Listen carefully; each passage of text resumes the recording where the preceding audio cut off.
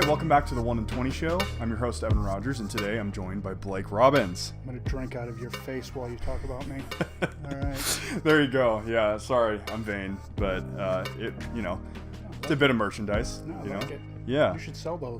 Yeah, we just started selling shirts actually, okay. which I'll show you those. We got a huge pile of them, but the mugs are expensive. We got to Merch. Yep. But I want to get into. You've been credited in about 70 different shows on IMDb, which is amazing. Yeah. Crazy. Long career. Who would have thunk? Yeah, who would have thunk it, right? Yeah. 20 years ago. 20 years, wow. And two of which were directing and one writing, which we'll kind of get into a little later. And that spanned many different genres as I've kind of looked down that list of all the different things I've experiences. done. Yeah. All the different things you've done, which is awesome. Seasoned vet. You're definitely a seasoned vet. But I wanted to touch specifically into The Office because that's the first time I ever saw your face was, as Jim's brother. Jim's brother on The Office. Yeah. You made those two legendary appearances. Yeah. Which, had all of us. I mean, you're basically, I was telling the guys, it's like your role on that show, you guys were the meme of Jim's life on that show when you guys would come on. Yeah. And just a goofy time. Goofy. Yeah. That was it. Yeah. Just a couple of goofballs. I'm trying to keep it PG-13. Yeah. Am I allowed to say douchebags? You can say douchebag, we were kind of douches, right? Yeah. His brothers. Yeah. That you realize he grew up with those two douchey guys, so he fits right in here with all these. Right. With the Michael Scotts of the world. Yeah. But it's so cool. It's so cool to think, and I don't know if you find this kind of crazy, but how the show suddenly resurfaced once it hit Netflix and streaming, and then now it's like all of us. Good. Should I expect some checks? Yeah, you should get some residual checks. Okay, good. I could use them. Yeah, but it's just kind of cool to think that, it was a great we're in the show. Presence of somebody. And that was an amazing show. It was a great show, and one thing that I can't say this about every show I went on and worked with the people, but I can honestly say those are some of the best people in the business. So that was really exciting because I was a fan of the show myself when I got hired to play Jim's brother. In fact, it was all very hush-hush what I was auditioning for, so I looked at, I wasn't able to get the sides before the audition. I had to just go down there, get them. They were like 7 pages. We weren't allowed to leave the office with them, the casting office, not the office. The office. That'd be fun. Yes, and I'm reading it going, holy crap, because I didn't even really, I think I knew it was for something on The Office. That was about as far as I knew. And I was like, oh, this is Jim's brother. So we didn't have any time to prepare the dialogue, me and the other guy that played, whatever. So I was just like, so when she asked me, we're starting to run the thing, and I just looked at the camera and went, I was like, did that work? Yeah. I was like, I'm gonna do one of Jim's look at the cameras, and then I was blessed to get the job. I think being tall helped. If I had been 5'8" or 5'9", I'm looking at Chris and Peter, right? Yeah, I get their names right. Yeah, you already got them. I feel like I'm in the room with all of you, not just you on camera. So well, that's good. I mean, I referenced them all they're the smiling time, and nodding because they look like Office fans. Yeah. Today, so. Well, I mean, it's cool because I was gonna ask you too, like what it was like working. Who was on set primarily? Was it Mike? Was it? It was everyone. Everybody. Yeah, because those scenes were big groups. It was all about the wedding, so it was wedding rehearsals, wedding. I mean, the first episode it was just Jim, Pam, and the two brothers for that part, but everything else around the wedding was everyone, and just to not laugh while everyone was working was the biggest challenge because they would say and do the funniest things. And I mean, I think one of the beautiful things about the show is that you get all these outtakes and you get all these deleted scenes and all this great stuff too. That's they could probably release 100 episodes of another show and call it The Office Part 2 with just the footage they didn't use. Wow. Yeah, because these people were comedic geniuses and brilliant and funny. And well, in the wedding episode too. I mean, the funny thing is those 2 episodes that you were on are, 2 of the maybe top 10, 15 episodes, famous episodes. Especially the wedding, because, I mean, it's just funny that you play such a role in Jim and Pam's just weird relationship that ends up becoming such a beautiful one. But I wanted to ask you what it was like kind of working with Steve Carell, because there's nobody like him, and he's just an amazing guy. Seems like he was super nice. I didn't have too much with him. We had the one moment in the church when Jim and Pam have kind of not shown up and we're waiting, and where we had that little thing, and that was an improvised moment when I was like, he's asking for the whoopee cushions because he wants to play a prank. I'm like, we do, and I smash the mic and everything, and I blow it up, and his reaction was, he was just like, what is this guy doing? Yeah. But the directors, they said the douchier the better, so we were just, me and the other actor were like, gosh, we're gonna have to out-douche Michael Scott. How do we do that? And you just... Yeah, but that's what I meant, is you guys became a meme. Yeah. Because how do you have to outdo him in a scene, because he's already so crazy? Yeah, well, you're certainly comedically never gonna get as funny as him, but but we were certainly, it's a creative environment. We were certainly encouraged to just come up with whatever. So there were some improvs that made it in, a little Mo Cadio for the wives and stuff like that. That was, but the scripts are brilliant. They're just, we shoot the scripts and then you start going through it. But people like Steve Carell and everyone else, they're comedic geniuses. They've got like 50 versions of the scene they want to do. Oh my gosh. And they continue to crack each other up, which makes it hard. They crack me up. So I was in one scene just watching, because I was sitting back in the back row. There was a scene that didn't include me. I was just kind of there hanging out because no one said, hey, go back to your trailer or anything. And I started laughing in the middle of their thing, and I was like, oh, I gotta stop laughing. Yeah, right. I want to step on the scene because it's so funny. Oh my gosh. So crazy. Yes, he was very nice. I didn't spend that much time with him. I wouldn't say we got to know each other. Just my brief experience with him was that he was professional, he was friendly, he was nice, and he was hilarious when he was working, and I was glad to get to watch that. Did you get to interact at all with Michael Schur or what's the other? No, Michael wasn't around. I didn't see him or get to, which was too bad. Yeah, really. It's hilarious. Greg Daniels is the other one. Yes. That's what I was trying to think. Yeah. Greg wasn't around too much either that I saw. Yeah. David Rogers directed the first episode. Okay. And Paul Feig did the wedding stuff, obviously Bridesmaids, the Ghostbusters remake, everything like that. Freaks and Geeks, the TV show. They had some huge directors on that show. What's his name from Avengers? Did a couple episodes for a while. Did Joss Whedon? Yeah, that's what I'm talking about. Josh Whedon did for a couple episodes. I did his show Firefly. I didn't work with him on The Office. Oh, wow. But I did an episode of Firefly, which there are only 12 or 13. So awesome. Yeah, it's so cool, and I have to slightly mention the story to you because I think it'd be funny. Our friend Hans, who's like probably diehard Office, even more than all of us, his brothers a couple years ago when they were shooting at in Van Nuys on their main set, he was there, or his buddies or his brothers were there watching. And they waited all day, and the producers were like, well, if you wait long enough, you might be able to meet somebody. So then Steve Carell came over and met him.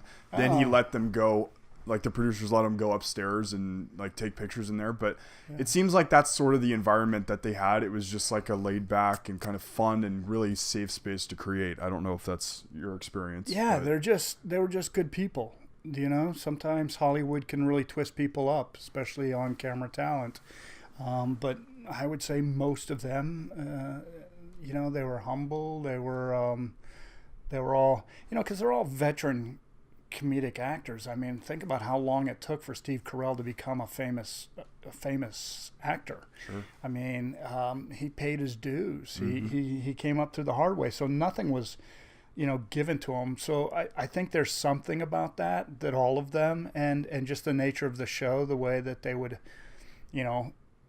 same formula worked again for Parks and Rec, they just plug the right people in and just take care of them and put good people around good people. I felt lucky to even get close to it. Oh, that's wonderful. For them. Well, and their character development, I think, is what was key, because they decided that was what they'd build. This, they'd throw scenarios at those characters, right? I don't want to spend the whole interview talking about that, but it's just so neat that we're in the presence of somebody who got to be a part of what they did, because really it's so legendary for television, comedy. Yeah, I cringe when you say I'm in the presence of. I'm like, in the presence of who?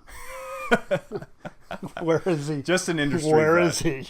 Yeah, well, an industry vet, no less, and that's what's important. I appreciate it. Very kind. Well, I don't feel like I'm anyone to be in the presence of, but maybe that's why. But I'm flattered. Maybe that's why nervous. You have 70 credits. Because you've had a really easy persistence. Yeah, sticking around. Yeah, pretty good at what I do. Just been doing it for a long time. Yeah, I don't know. Lucky. I mean, honestly, there's a good amount of luck involved, because I know a lot of talented people that haven't had some of the luck that I've had, and vice versa. So, wow, yeah. Well, we talk about that a lot, because we're a lot of the kids who will come on here, younger kids who are up and coming. We always kind of philosophize and chat about, how do you get to that next level? What kind of amount of luck does it take? The funny thing is, I think the idea that there's always a next level never leaves. I mean, there's always another level. It's just the nature of the hierarchy of the business, so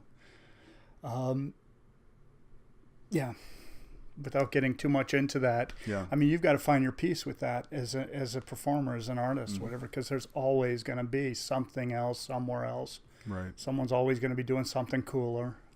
You're always going to have some envy. Yeah.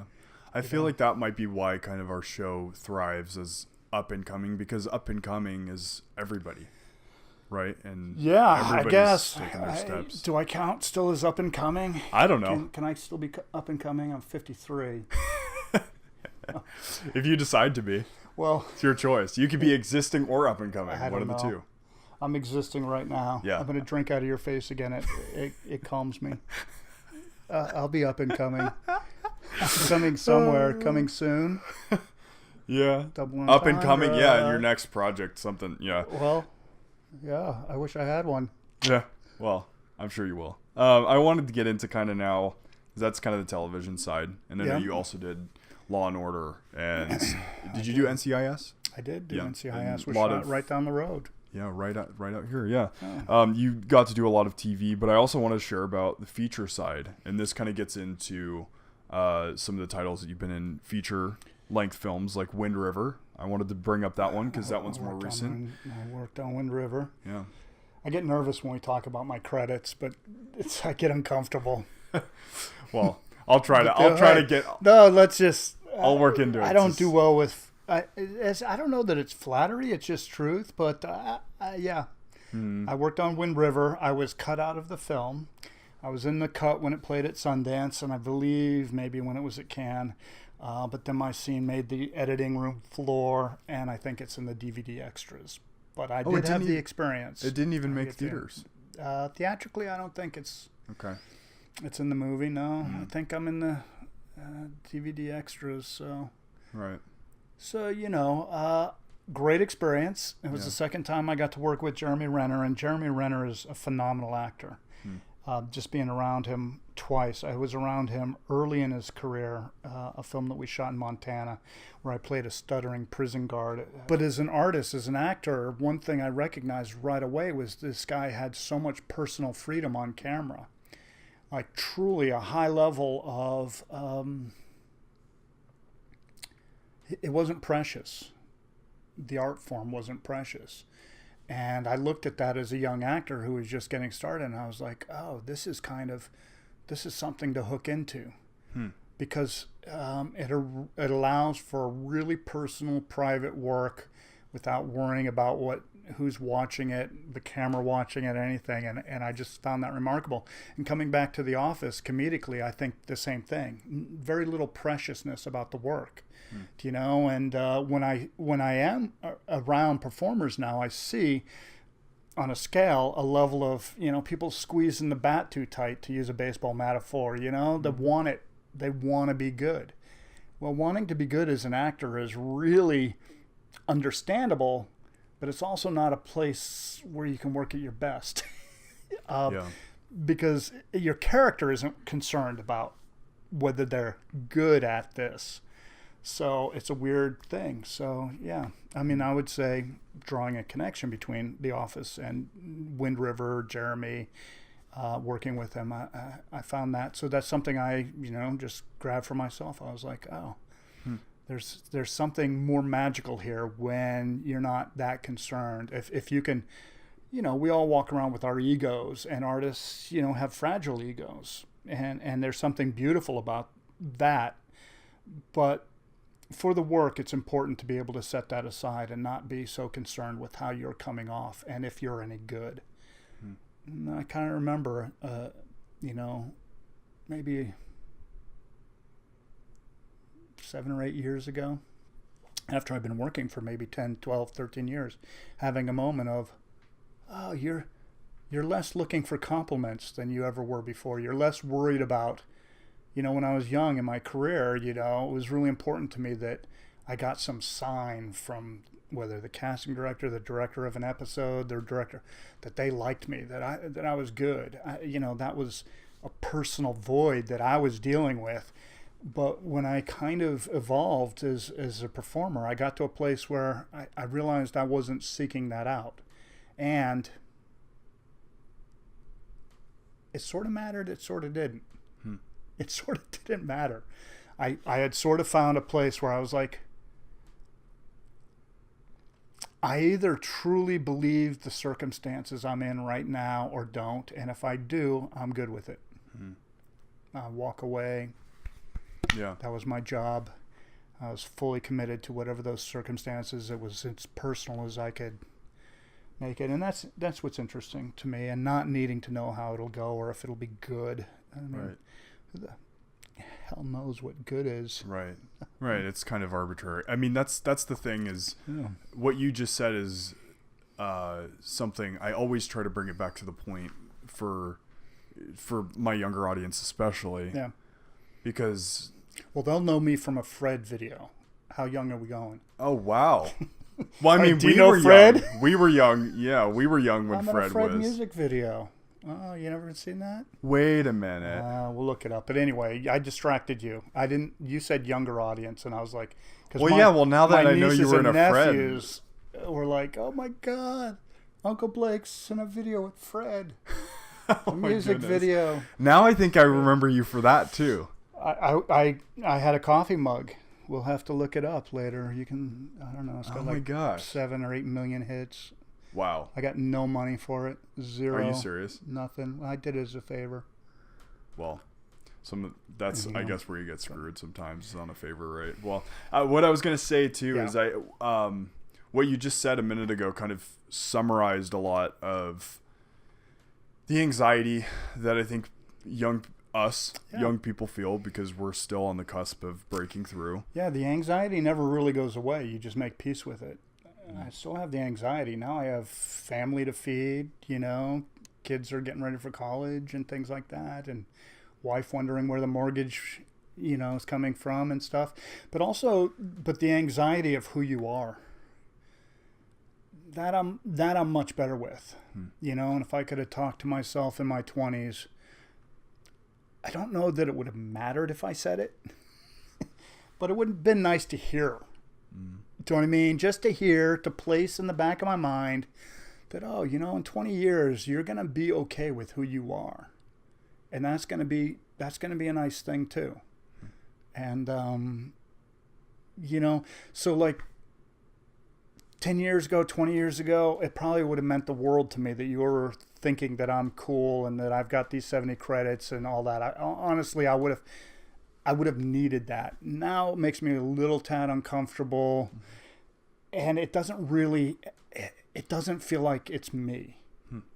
It doesn't feel like it's me. I mean, I did those roles, I had those experiences, but I don't want to BS the experiences. I don't want to be full of crap about it, you know.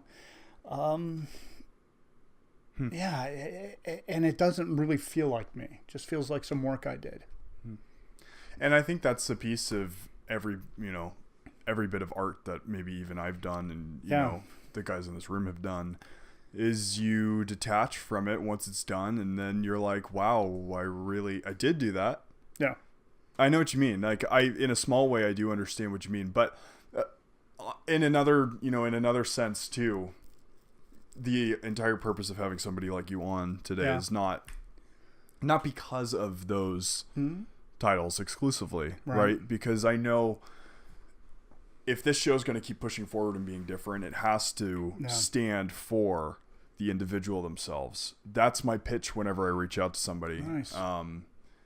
Is, hey, I don't want to interview you for your accolades. I want to go below that surface level, get to know you, and hopefully people get to know and / even learn from that experience that they heard on the show. Yeah. And I love that. I mean, I absolutely, it's one of the reasons I want to come here and you know, be available. You know, one myth I would like to debunk is that because it's your show and you invited me on, that I have some answers and you don't. That's not really the truth. I have some experience, I have some ideas, I have some thoughts. They're my own. I don't. They're not universal. Though a person may hear this and respond to it, that's I guess nice, important. I mean, we all want to connect with each other as human beings, and art gives us that opportunity to connect. I mean, that's why, you know. Yeah.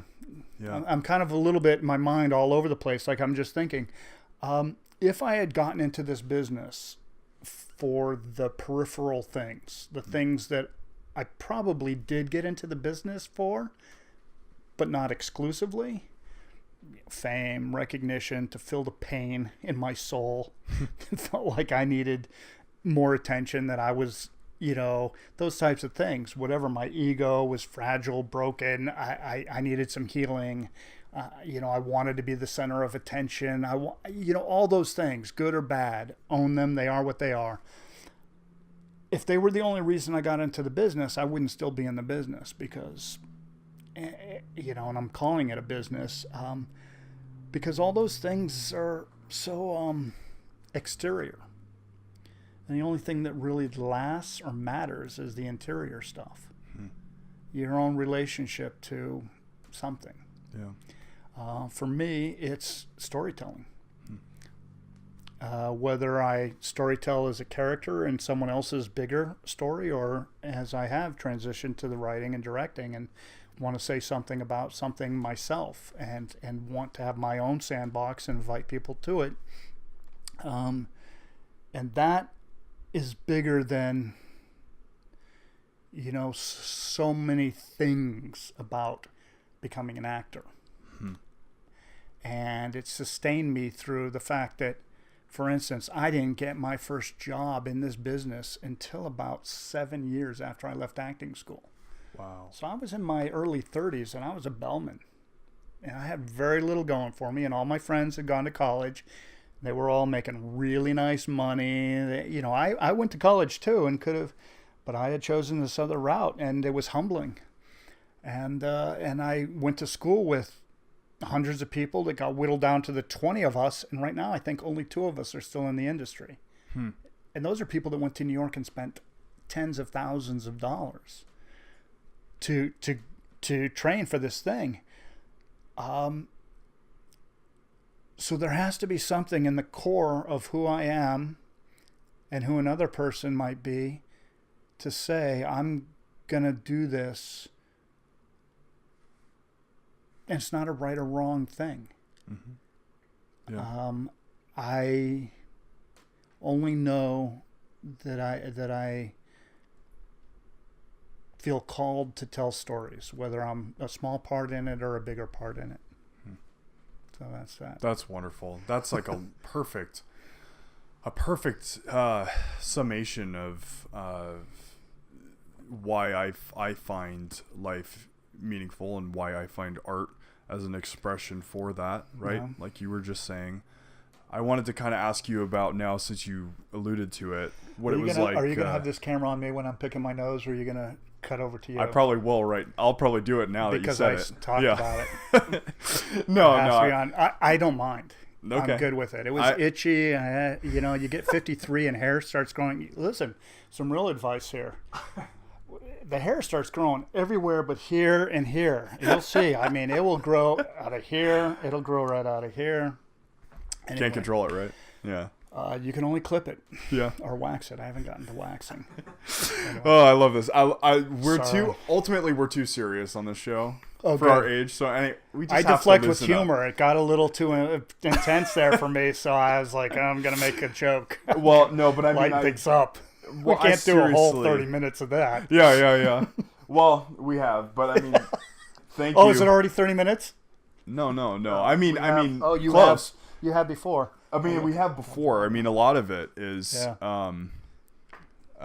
What was I going to say, Peter? Do you want to go grab some more water? No, I'm good, Peter. No, don't do it. I'm good. I've got like 4 inches.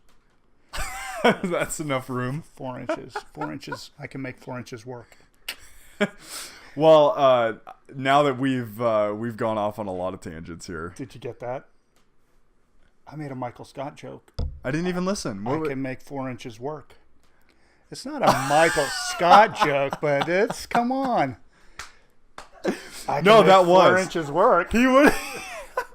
He would definitely have done like that. He would definitely have said that. Actually, he probably would have said that. Does everyone get it now? Yes. Or am I here alone? Yes. Hello, is this thing on? See, I've been too serious about this whole thing. I should have been more open-minded. No.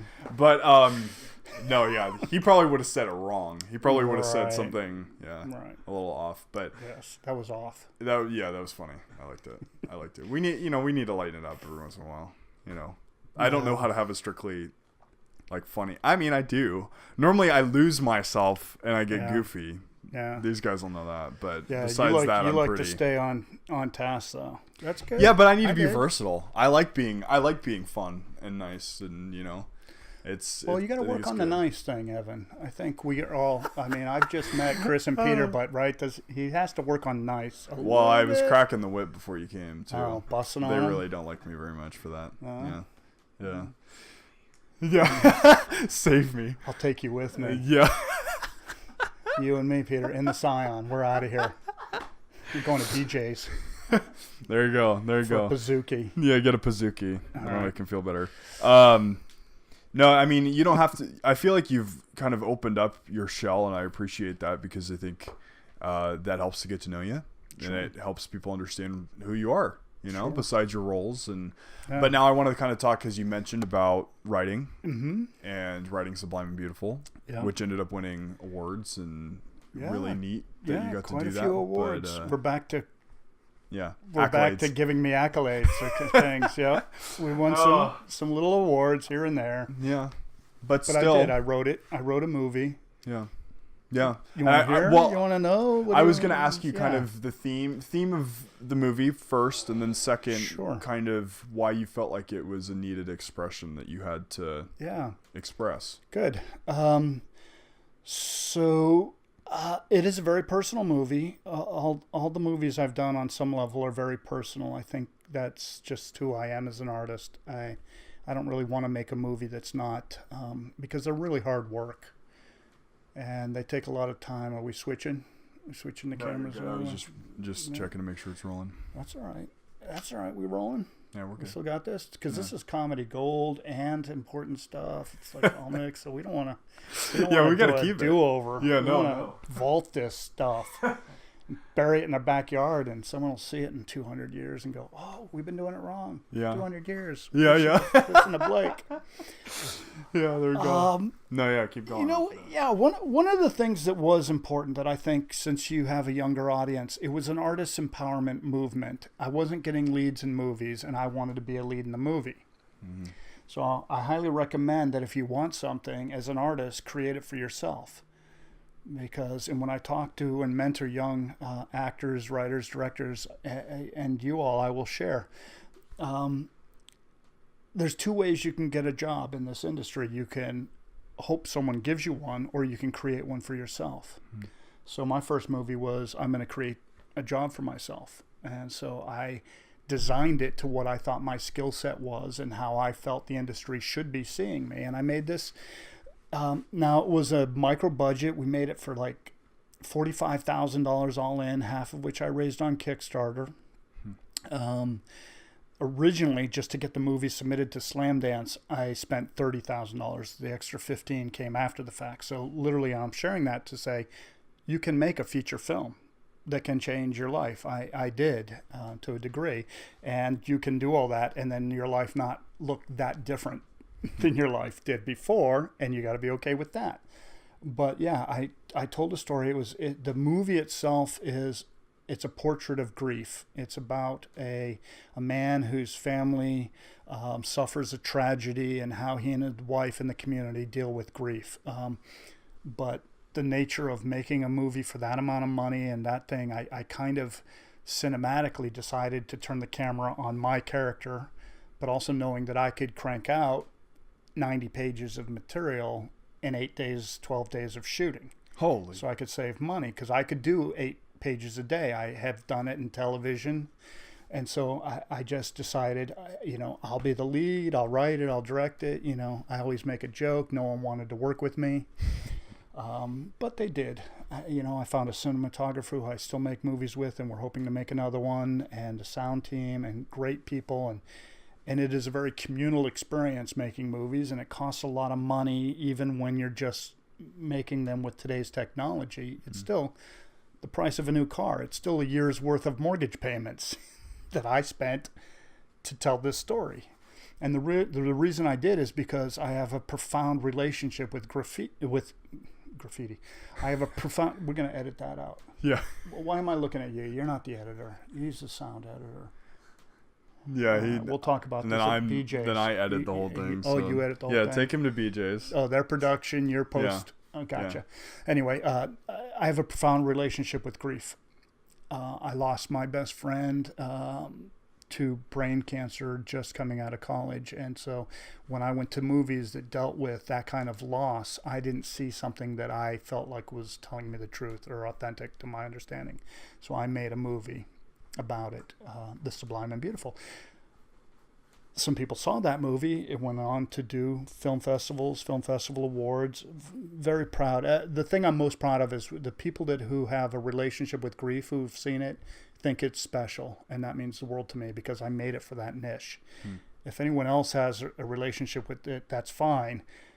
But I made it for people that knew what I wanted to say about what it's like, And it was very much a narrative. There's still a made-up story, but it was as real as I could make it, dealing with grief. Now, the next film, I was hired by the filmmakers to direct it. I didn't write that film, The Scent of Rain and Lightning. We had substantially more money and resources, and it was a story that was kind of, these screenwriters wrote it for the screen, so it had to adjust from the book, and then I got involved creatively. And the thing that was really interesting to me about that, also a Midwestern story, is this was a story about power. And it was fascinating to me. Who has power, who doesn't have power, and how they impact each other's lives forever and generationally. In the story, the guy in the community that has all the power, there's a murder that takes place, and he's sure he knows who did it, so he makes sure that guy goes away. Whether he did it or not, he was pretty sure he did, and he was able to make it happen. Now that's falling apart, and his granddaughter, who he raised after since the murder, is starting to come to her own. We follow the story through her navigating what's the truth, what really happened, and why. And interestingly enough, in this male-dominated world, there's, for me, this relationship with the 20-something female character and her power versus this male, world. So, I look out into, the confirmation hearings with Judge Kavanaugh and stuff, and I feel like there's a universal story here of those who have power and those who are on the other side of power and don't have power. Mm-hmm. And so, even though this was a murder mystery movie of sorts, it didn't specifically deal with. You do go on a whodunit to a certain degree, but I found the more interesting thing is, what about all these people and where are they? Where are they in relationship to the power? Who has the power in each relationship and in each moment, and what impact that has on the truth, the narrative. And this whole thing with what's going on right now with Judge Kavanaugh feels to me like a version of this movie. Who has power and what are they doing with it? 11 white men are going to decide whether they think this woman is telling the truth or not. But really, it's just looking at it objectively. I don't know whether it's about the truth. It really is about who has the power. Yeah. And that's sad. So that's became this second film. And right now I'm trying to raise about $50,000 on GoFundMe for a third film. I'm going to go back to a really small film, and I'm going to make a film about pain. It's called Chillicothe. It takes place in Chillicothe, Ohio, and I heard the reason I said it's about pain is I used to say it's about opioid addiction, but then I heard someone in some of my research and some of my looking into it, he said a law enforcement professional or a coroner. I can't remember exactly because I've been looking a lot of interviews, but it was fascinating. He said opioid addiction in general, starts with pain and ends with more pain usually. And that's how I've been looking at it. I was like, oh, it really isn't about the drugs or the addictions. It really is about pain management and people having, like I have pain, but I also have a healthy relationship with my pain to a certain degree and exercise my demons through art. Work on things. Sensitive people have a profound amount of pain, and I think there's more pain in the world than there has ever been before. But we also have a medical community that's offering pain relief that's addictive. That actually it just kind of delays your pain. Yeah. And it just destroys your life, because you can't stay on the drug forever. Right. And you get to the place where you can't afford the drug. So this third film, Chillicothe, is going to be about pain. And I'm going to hire actual drug addicts to play the parts. Wow. So it's going to be this hybrid of documentary narrative. I've got a loose outline of a story, because I really personally respond to narrative storytelling and the power of that. But I want to. There's a story there to tell, and I want to collaborate with the right situation and the right people. So we're raising some money to go to Chillicothe, and I'll do it for $10,000, $20,000. I'm hoping to raise 50. Wow. But if I can get to $20,000, I'll be there. I'll have a camera. I'll have a sound crew. The people I've already started working with. Wow, that's really neat, though. It is cool. 3 really sad films, dark films. Well, I was just going to talk about that. In a sense, I wrote a short a couple years ago, similar to that. It was senior year of high school. I've mentioned this on the show before, but it's called Trapped, and it was about anxiety that was really crippling for me right before I was on the cusp of going to college and all that stuff. And it really took a huge toll on me, and I felt the only way for me to get over it was to write the film and make it, express it in my art. Right. And I think it's very important to tell meaningful stories, even if they are depressing. I don't know if you did you see 3 Billboards? Stuff that you're talking about reminds me of that I saw film. 3 Billboards, yeah. That film, I mean, if you want to be flat out depressed for 2.5 hours, that's what it was. Yeah. But it did have a very interesting, meaningful thing to it. Yeah. That, it did put a light on, distraught, sad lives of those people and a revenge story. But at the same time, I always am from the perspective of I'd rather watch a film, not a movie, not a blockbuster movie, but a film. Well, there's two industries. Yeah. There are, you know, and they get conflated in people's mind. There is an art form, which is cinema, which is about whatever, the fact that human beings need to tell stories to other human beings. I think Alan Rickman said, we're like genetically wired to want to be told a story. And so some of us, you know, want to be told stories and we want to tell our stories. And it's the way we say, hey, I'm here, I'm here, you're here. And for this magical moment, maybe we understand something together the best we can. And then there's this other thing, which is we want to make more money than God needs. And, you know, we want to have power and wealth and box office. And you know, and, you know, those movies aren't interested in anything other than, you know, making a lot of money over the course of 3 or 4 films. And I say this, and even I just caught myself, and I say it like it's wrong. It's not wrong. It's just two different things. It's an apple and an orange. I just think they have never been more separate in any time in history since movies been making than right now. In the 70s, they were a little more, Yeah. Sure. you know, 70s and 80s, great stories could make reasonable amount of box office and everyone could be happy about that. But much like our planet, the haves really want significantly more.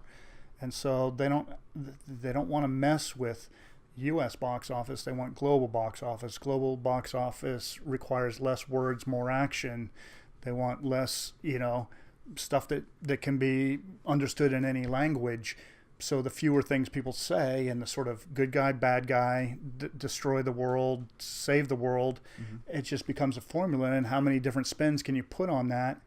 And literally, and have a theme park and a deal with one of the major soft drinks and a deal with one of the major, you know, fast food chains and all that. And then you want to have a ride somewhere, you know, in the world. Yeah, it's crazy. So that's one thing.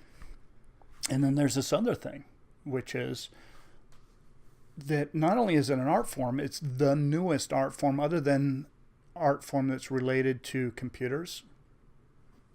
And there's a lot of that. Now there's a lot of, you know, I don't know if we've exactly figured out what the art form with computers is, but a lot of it's in video games. And I don't love the direction they've gone because it's really about violence. Right.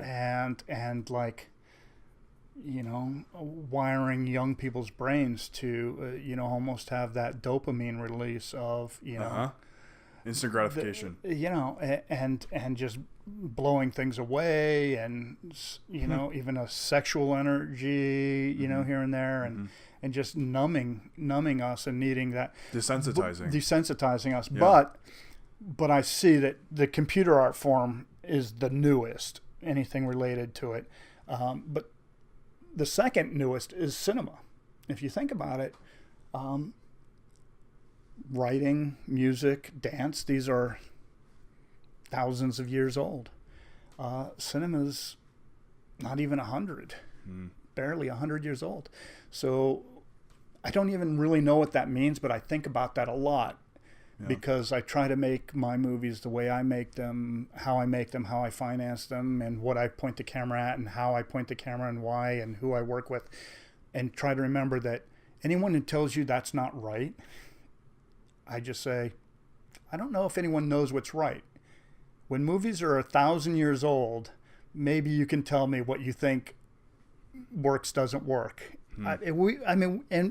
And we're going to all gravitate to different things.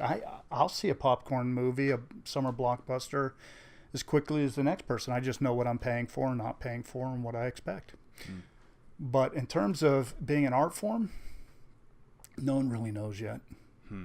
It's in its infancy stage. So is television. Television's even newer. I mean, evolving too. Yeah, mostly because I think and again, I go back to what I said before. These are not fully formed. I don't know what I. No, totally. I don't want to claim to be any expert. I have more questions than I have answers. But my gut feeling is that TV is more artist friendly now than ever before, where film has become less artist friendly. Mm-hmm. So that seems to be what's happening. The artists who still have the need to say, hey, I have a story to tell you. Do you want to listen? Mm-hmm. Are feeling much more comfortable with the business and the economy of television. And I think that's because television doesn't really exist anymore. You know, and actually, you know, I don't know when my son has last seen an actual television, except if I'm watching a ball game. All his content is, you know, handheld device, streaming, and, you know, a computer. So a few years ago, so it's not really television anymore. I mean, we don't even know how to give awards for content anymore because they no longer fit categories that we used to be very comfortable with. Sure. And just to give my daughter Molly credit, who's a brilliant mind, she was saying to me the other day, and she was borrowing it. It's not hers. It's not her original idea. She said, nature is chaos. Human beings crave order. It's just a bad cocktail. It's just a bad mix. Huh.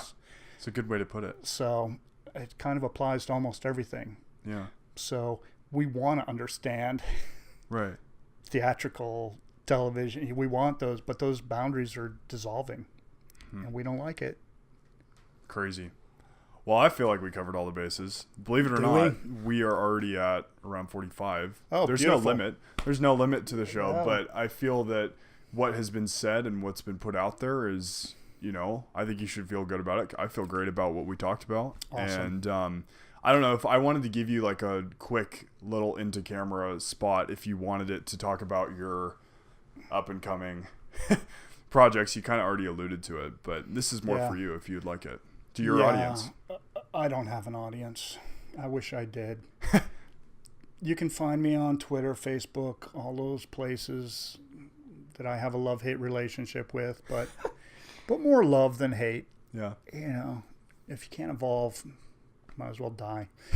So I'm evolving. You can find me there if you want to be a part of my audience. But I'll tell you right now, the thing that means the most to me is raising even $5, $10, $15 for Chillicothe, the movie. You can find that on a GoFundMe, I think. If you search CHILLICOTHE.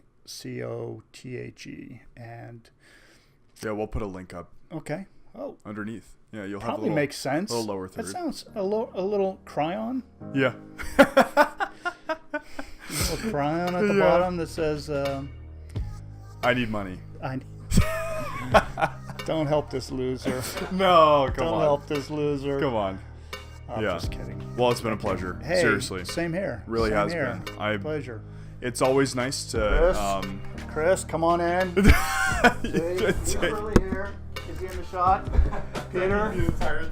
Peter, come on in. Come on in. These guys never get to... They never get any airtime, do they? There's my buddy. Evan, you've been watching. Yep. You have to pay them more for this appearance now? You know what? I didn't agree to that contract, but they are getting paid soon. Yeah, Yes. No, I'm just kidding. No, but seriously, Blake, thank you very much. Thank you. It's just exciting to see this platform just grow and grow. And I will tell you more off camera. But, I'm excited for you. Yeah, on camera. I can't say anything yet, but follow us on Instagram, Facebook, and Twitter at 1 in 20 Show. It's growing a lot. We're really excited about it. Can't share everything yet, but let's just put it this way. To be continued. To be continued. And if you reach out and you work hard enough, you will be very surprised who you can actually come in contact with. That is all I'm going to say.